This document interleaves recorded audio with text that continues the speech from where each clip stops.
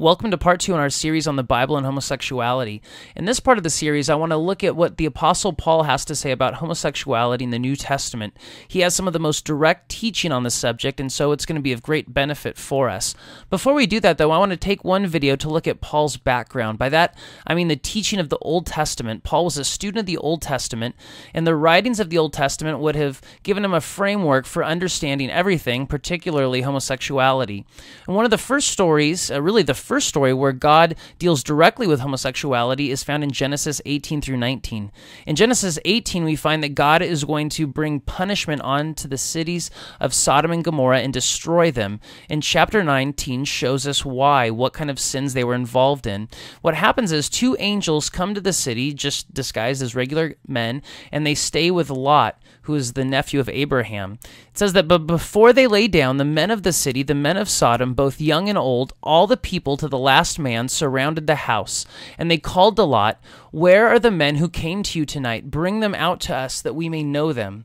Lot went out to the men at the entrance, shut the door after them, and said, "I beg you, my brothers, do not act so wickedly. Behold, I have 2 daughters who have not known any man. Let me bring them out to you, and do to them as you please. Only do nothing to these men, for they've come under my roof." Here we see exactly what these men wanted to do. They wanted to have sex with these angelic visitors. They wanted to have sex with these men. They wanted to know them, which didn't mean they wanted to get a cup of coffee with them. They wanted to have sex with them, which is why Lot offers up his daughters.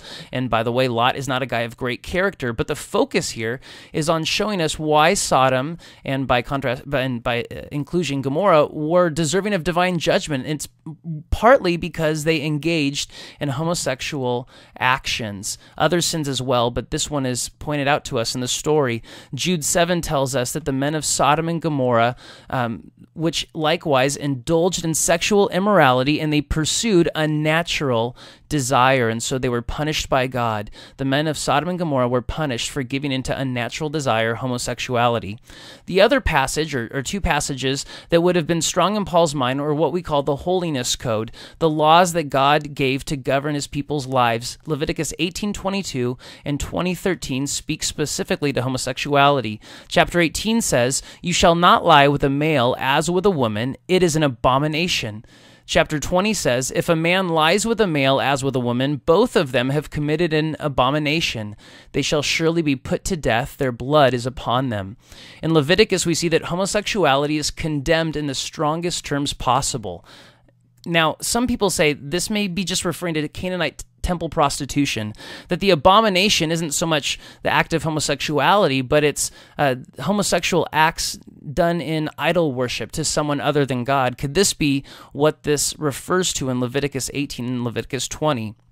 Well, while it's true that sometimes the word abomination can refer to idol worship, in the context of chapter 18, it's pretty obvious that the word abomination refers to activities that are morally offensive to God.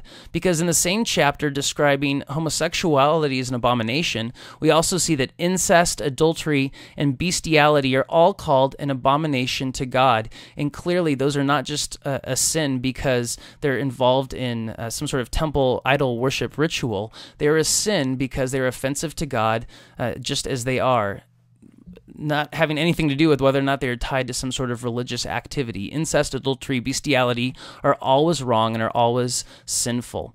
And so this was important because these Old Testament passages form the background for the Apostle Paul's thoughts on homosexuality. So take a moment to reflect on what we've learned about homosexuality from the Old Testament, and join us in the next video as we talk about what the Apostle Paul said.